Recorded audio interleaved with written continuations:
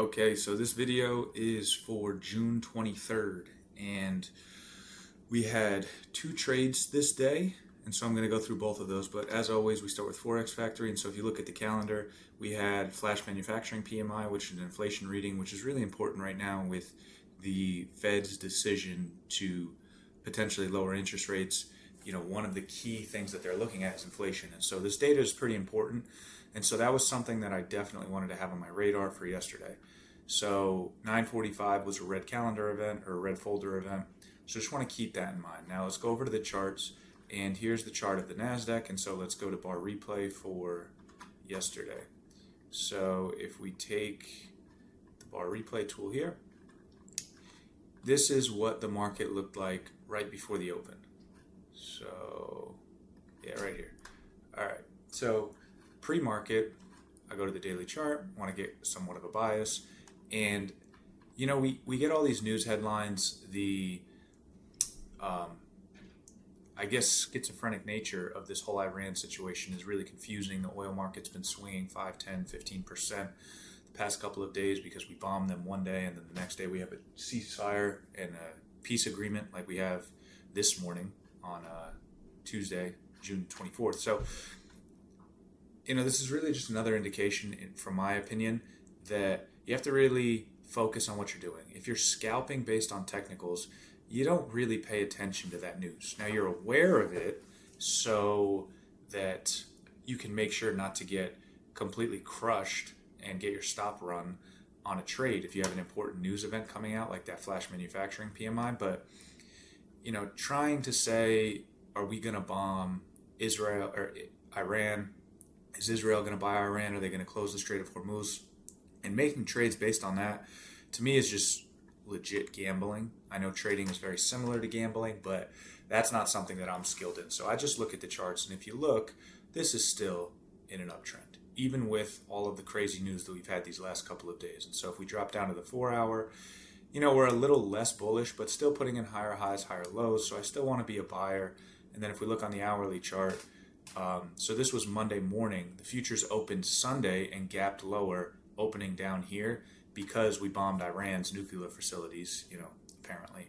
But I'm not going to get into the politics of that because we're just trading here. We're just trading price action. That's it. It's really easy when you start trading or when you get into trading or even when you've been trading for a while to get caught up in the news and all of the different what ifs and speculative thoughts that we could have. But at least for my strategy, I'm intraday scalping the NASDAQ for 15 to 30 points. So all I'm looking for is price action. I'm not concerned about, are we getting into World War III here or not? So the hourly chart still putting in some higher highs, higher lows, not super bullish, but the high time frames are giving me that indication. So when we go back to the 1 hour, the only real pivot levels that I'm concerned with would be if we ran up to this high here or if we tested these overnight lows that we put in after the Sunday night futures open. So when I go down to the 1 minute, now we have these Euro and Asia levels. So like I said, I use some of these Euro and London and Asia highs and lows. I've seen them to be very good points just to give us some little bit of hesitation and act as some supported resistance. And so since I'm scalping and I have a very tight stop, most of my trades last 2 to 5 minutes, I don't want to be scalping. I don't want to be getting long at a level that could be resistance. I want nice, easy flowing price action. And so I want the coast to be clear, so to speak. And so what I'm looking for is we're bullish on the high time frame. So I have a bullish bias. And what I want to see is some of these recent highs starting to break. So we put in these highs in the morning. And now I want to see the low time frames start to follow up. You can see that the EMAs were leading VWAP overnight and we had some bullish momentum, but then we kind of started going sideways and started to sell off of the open. And so now, like I've talked about, we could get long off VWAP, but that's not really part of the strategy that I'm trading here. And so now a lot of people, in my opinion, are going to look to be getting short here, but the reason I don't is because of what the daily, 4-hour, and hourly chart look like. And so if we continue looking at this, you could make a case for saying, all right, let's look to get short and short it down to this Asia low, but price pops in your face and you get stopped out. So now I'm just waiting for some of these highs to get taken out. And when they do, that's going to give me some confidence that the low time frames are now back in sync with the high time frames. But also remember, we have this 9:45 news, so I'm a little cautious about trading right before the news. I'm probably going to just wait. But now we see this high get taken. We see here's the news. It wasn't a huge deal, just a little wick. But these highs are getting broken. And so this nice bottoming pattern and reversal now make me think, okay, the high time frame bias is taking back over, and we're going to start pushing higher. So now we have the 8 EMA crossing over the 34. We have VWAP getting led by these EMAs. And so we're looking bullish here. Now, what I wanted to look for, this is ideally what I want. I want a consolidation, a pause, and a retest of these EMAs. Now, what my expectation is that we're going to run to the next resistance zone, which based on my trading strategy is this Asia high here at 943. And so I may, honestly, we'll take a look at the trade log, but I may honestly have gotten long here, which if I did, looking back on it at hindsight, is a mistake because we had this 9:45 news. And so I know I took one small loss and then had a winner, but let's take a look. So we'll take a look at that on the trade log. But my point is, I should have been waiting for the news to clear and then looking to get long. So my long here, if we flip through these time frames, you can see that there's a lot of buying pressure here. And so I would have been looking to get long after the close of this candle. And so as that candle closes, now I'm looking to get long with my stop below that low.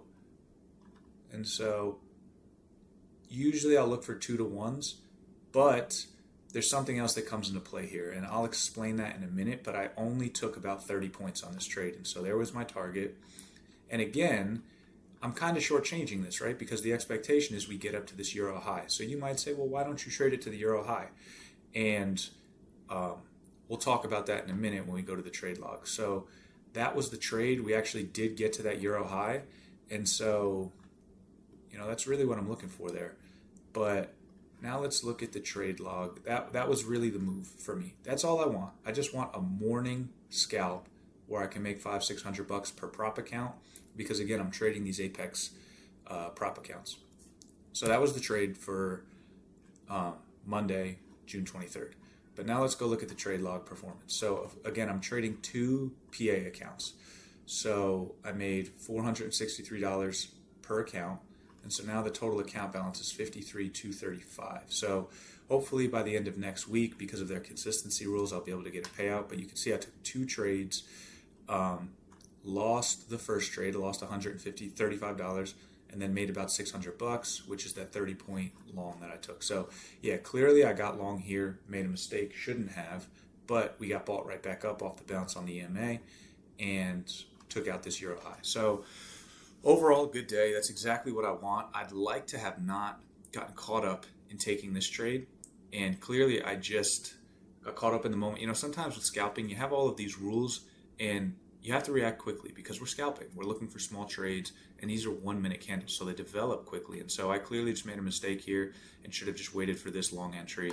But, this gave us, if you got in on the close here, this gave us 60 points, higher, 65 points. But so you guys might say, well, why aren't you just trading this the whole way up? And the reason is because with these Apex accounts, they're $50,000 PAs, and so they have a consistency rule where your profit on any day cannot be greater than 30% of your payout. And so what that means is if I want to take a $2,000 payout, my biggest trade can only be around $620, $630, because 30% of 2,000 would be, it's about $620. Let's see. Yes. Oh, it's $600. Okay.